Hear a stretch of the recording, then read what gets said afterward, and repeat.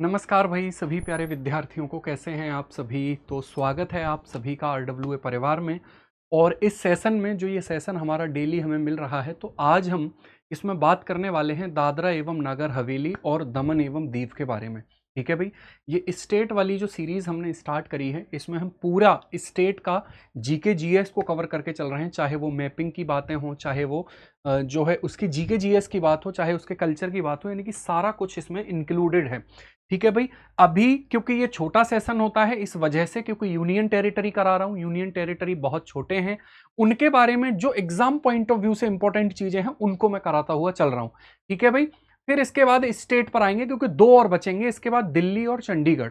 उसके बाद हम स्टेट से शुरुआत करेंगे और बड़े स्टेट की बात करेंगे, तो बड़ी क्लास भी होगी और बहुत शानदार उसमें प्रश्न, बहुत शानदार मैपिंग और बहुत शानदार पूरे स्टेट का जीके जीएस हम कवर करेंगे। ठीक है भाई, तो चलिए स्टार्ट करते हैं। आज का हमारा जो है वो है दादरा और नगर हवेली और दमन एवं दीव। पहले ये अलग अलग केंद्र शासित प्रदेश हुआ करते थे, लेकिन वर्तमान में इनको क्या कर दिया गया है, मर्ज कर दिया गया है।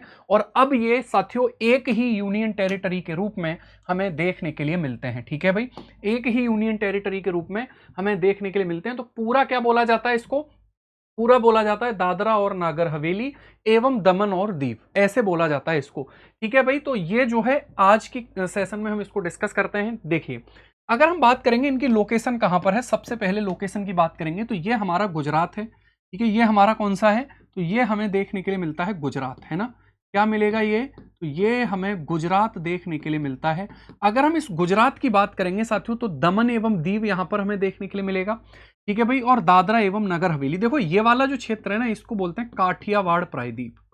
इसको क्या बोलते हैं, काठियावाड़ प्रायद्वीप इसको कहा जाता है। और काठियावाड़ प्रायद्वीप के जो है दक्षिण में जब हम देखेंगे तो साथियों हमें दमन एवं दीव, यानी कि यहां पर दीव मिलेगा और दमन हमें इधर मिलेगा, और दादरा एवं नागर हवेली भी इधर ही है। देखिए ये कौन सा है, महाराष्ट्र हो गया, ये गुजरात हो गया। तो हम कह सकते हैं कि महाराष्ट्र और गुजरात की बाउंड्री पर ये स्थित है। कुछ इस प्रकार का मैप हमें देखने के लिए मिलता है। ये हमारा गुजरात है, इसके नीचे महाराष्ट्र हो जाएगा, और ये हमारा अरब सागर से सीमा बना रहा है। ठीक है, किससे सीमा बना रहे हैं ये, तो ये साथियों अरब सागर से जो है बाउंड्री को क्या कर रहे हैं, तो अरब सागर से बाउंड्री को ये साझा कर रहे हैं। ये आपको ध्यान रखना है। ठीक है भाई, अलग अलग क्षेत्र हैं इसमें, तो इनकी बात हम करने वाले हैं। अगर हम देखेंगे सबसे पहले, ठीक है, वर्तमान प्रशासनिक स्थिति की बात करेंगे तो पूरा एक ही है, दादरा एवं नागर हवेली और दमन एवं दीव। ठीक है, पूरा एक ही माना जाता है। राजधानी की बात करेंगे, इंपॉर्टेंट है। देखिए पहले इसकी राजधानी अलग अलग थी, है ना भाई, तो अब टोटल संयुक्त जो केंद्र शासित प्रदेश है, यानी कि जो जॉइंट यूनियन टेरिटरी है, उसकी जो कैपिटल है वो दमन हो जाएगी। ठीक है भाई, वो कौन सी हो जाएगी, वो हमें दमन देखने के लिए मिलेगी। जबकि अगर हम यहां पर बात करते हैं, पहले जैसे सिलवासा कैपिटल हुआ करती थी, क्या हुआ करती थी, तो पहले साथियों सिलवासा जो है वो हमें कैपिटल देखने के लिए मिल जाती थी। ठीक है भाई, चलिए, है ना भाई, आगे बढ़ते हैं। ठीक है, अगले पॉइंट पर बात करते हैं, है ना, अगले पॉइंट पर बात करते हैं साथियों, समझना। तो अब इसकी जो राजधानी है वो हमें क्या देखने के लिए मिलती है, दमन, है ना। क्षेत्र दमन एवं दीव हो गया, इसी क्षेत्र में ये कैपिटल स्थित है।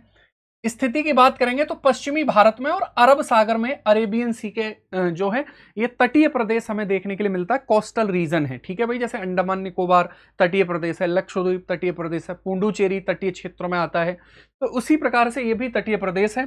पूर्व पुर्तगाली उपनिवेश रहा है, यानी कि पहले यहां पर जो शासन सत्ता रही है वो पुर्तगालियों का अधिकार साथियों रहा है। कब आजाद हुआ उनसे, उस पर भी बात करेंगे। भारत में इसका विलय कब हुआ, तो 1961 में ये इंडिया में साथियों क्या हुआ, इसका विलय हुआ। ठीक है, मुख्य भाषाएं तो गुजराती बोली जाती है, हिंदी और कोंकणी भाषा बोली जाती है।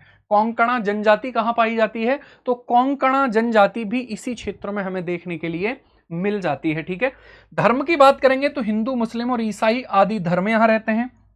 प्रमुख शहरों में दमन एवं दीव हो गए, समुद्र तट से लगा हुआ ये क्षेत्र माना जाता है। तो ये कुछ स्पेसिफिक बातें दमन एवं दीव, दादरा एवं नागर हवेली की हमें देखने के लिए मिलती हैं। ठीक है भाई, अगला पॉइंट देखते हैं नेक्स्ट। पुर्तगालियों ने पश्चिमी तट पर अपने व्यावसायिक एवं सामरिक ठिकाने स्थापित किए। है ना, पश्चिमी तट पर, क्योंकि गुजरात वो पूरा क्षेत्र जो है उनके आधिपत्य में रहा, तो वहीं पर उन्होंने अपने ठिकाने भी स्थापित किए। अब ये उनसे कैसे बच सकता था, तो पुडुचेरी जो है, अगर हम बात करेंगे दमन एवं दीव और ये पूरे क्षेत्र जो है इन पर भी, दीव पर पुर्तगालियों ने 16वीं शताब्दी में अपना प्रभाव स्थापित किया। 1535 में गुजरात के सुल्तान बहादुर शाह और पुर्तगालियों के बीच समझौते के बाद पुर्तगालियों को दीव में किला बनाने की अनुमति मिली। कौन सा किला है देखेंगे। बाद में पुर्तगालियों ने द्वीप पर अपना नियंत्रण मजबूत कर लिया और 1559 में दमन पर पुर्तगालियों का नियंत्रण पूरी तरह से स्थापित हो गया। तो जैसे पुडुचेरी की बात जब हमने करी तो वो फ्रांसीसियों के अधीन रहा था, ऐसे ही ये जो क्षेत्र है वो पुर्तगालियों के अधीन रहा है। ठीक है भाई, तो ये बात आपको ध्यान रखनी है। ये कुछ बेसिक से पॉइंट है जो आपको ध्यान रखने हैं।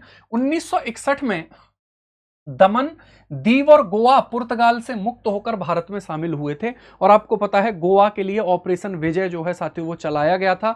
गोवा मुक्ति जो है अभियान के रूप में भी उसको हम जानते हैं। फिर 1987 में यानी कि 30 मई 1987 को गोवा को पूर्ण राज्य का दर्जा मिला और दमन दीव को उससे अलग करके एक स्वतंत्र यूनियन टेरिटरी बना दिया गया। फिर क्या होता है, 2020 में 26 जनवरी को दादरा एवं नगर हवेली और दमन एवं दीव केंद्र शासित प्रदेशों का विलय कर दिया गया। और अधिनियम कौन सा था, तो यूनियन टेरिटरी एक्ट 2019 के तहत दोनों को मिलाकर एक संयुक्त केंद्र शासित प्रदेश बना दिया गया था। और उधर आपको पता है कि 2019 की बात करेंगे तो जम्मू कश्मीर और लद्दाख को अलग किया था, उनको दो केंद्र शासित प्रदेश के रूप में स्थापित किया था। यहां 2020 में इनको मर्ज कर दिया, जोड़ दिया गया। ठीक है, अगला है साथियों ऑपरेशन विजय की चर्चा करें। दिसंबर 1961 में भारतीय सशस्त्र बलों ने पुर्तगाली क्षेत्रों के विरुद्ध कार्रवाई करी। 19 दिसंबर 1961 को पुर्तगाली शासन समाप्त हुआ। गोवा, दमन और दीव भारत का हिस्सा बने, मतलब अलग अलग बने थे, है ना, मिले हुए। फिर गोवा को जब पूर्ण राज्य का दर्जा दिया गया तो फिर दमन एवं दीव को अलग कर दिया गया। तो ये ध्यान रखो। ठीक है, यूटी की बात करेंगे तो साथियों देखिए, एक है दादरा एवं नागर हवेली, ये मुख्य भूमि पर ही स्थित है। दादरा एवं नागर हवेली जो है वो मुख्य भूमि पर ही स्थित है, यानी कि अगर आप देखोगे तो ये यहां पर स्थित है। क्या दादरा एवं नागर हवेली किसी से सीमा बना रहा है, तो इसकी तटीय सीमा नहीं है, ये बात ध्यान रखना आप। ठीक है भाई, ये कहां पर स्थित है, ये मुख्य भूमि पर स्थित माना जाता है, मेन लैंड पर स्थित है।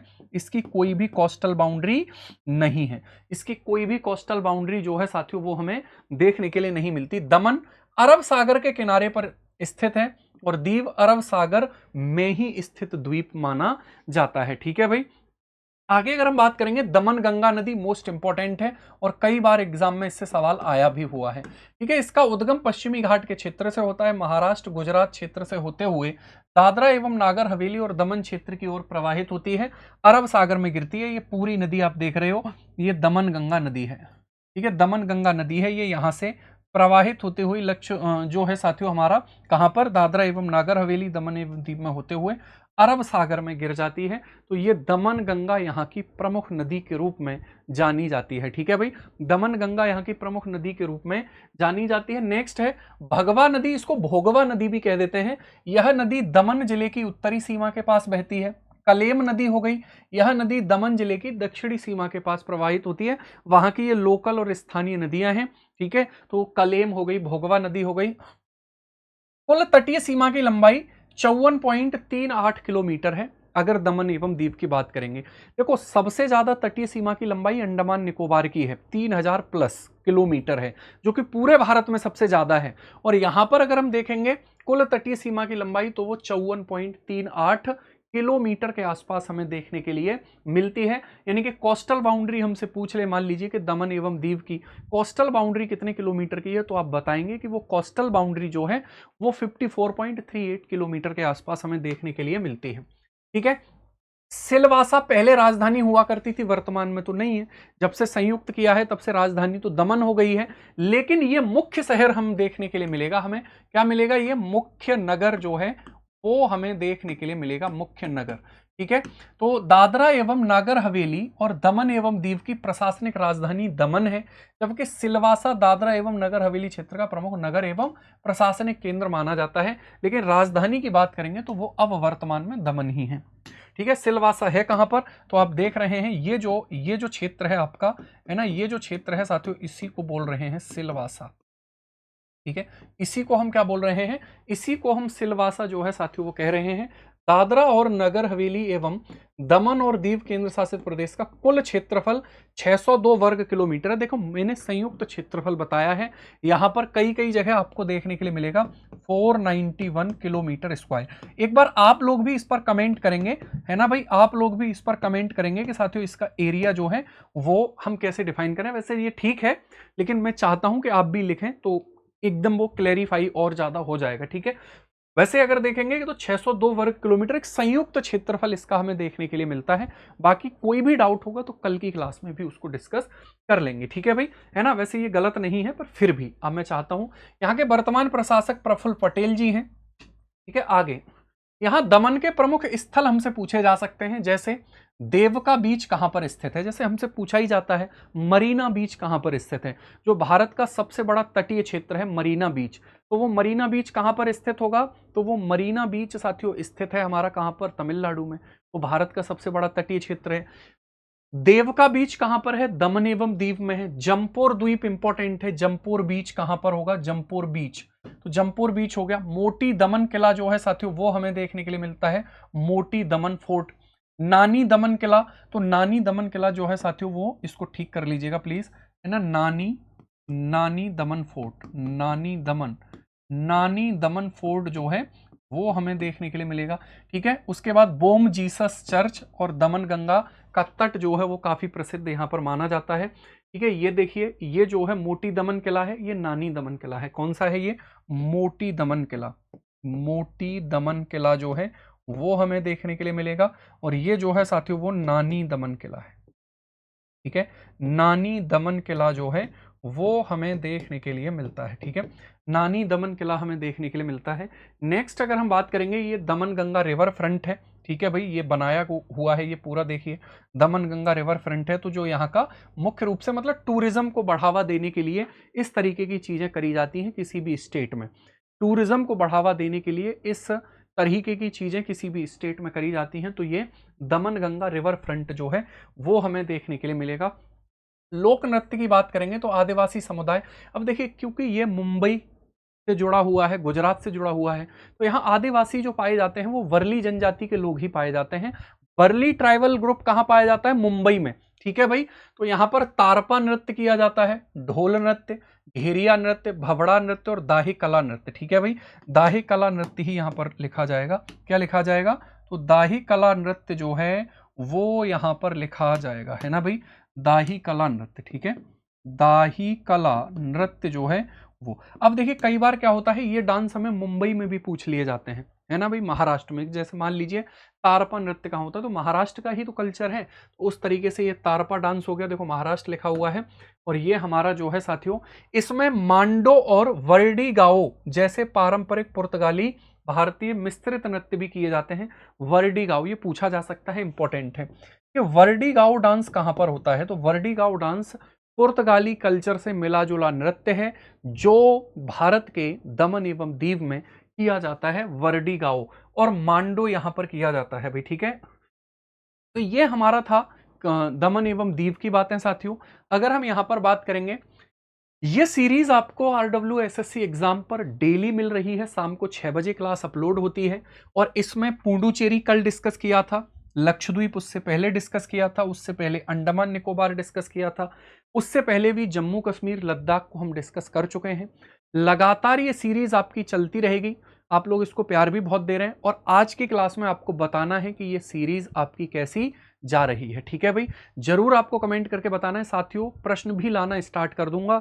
दूसरी एक और चीज है कि ये जो चीजें हैं, ये जो मतलब हम यूनियन टेरिटरी की बात करें तो बहुत ज्यादा बातें नहीं है, है ना, तो इसीलिए थोड़ा सा सेशन छोटा होता है। लेकिन जैसे ही स्टेट आएंगे इस सेशन में आपको और ज्यादा आनंद आने वाला है इससे भी। ठीक है भाई, क्योंकि एक एक चीज को वहां हम डिस्कस कर रहे होंगे। तो चलिए अपना ख्याल रखिए आप लोग। अब आपसे मुलाकात होगी कल के सेशन में, जम्मू का जो है लद्दाख सॉरी चंडीगढ़ और दिल्ली को कवर करते हुए स्टेट की तरफ चलेंगे। और जब तक ये खत्म नहीं हो जाएंगे सब कुछ, तब तक ये सीरीज चलती रहेगी। तो मिलते हैं, नमस्कार, जय हिंद, जय भारत।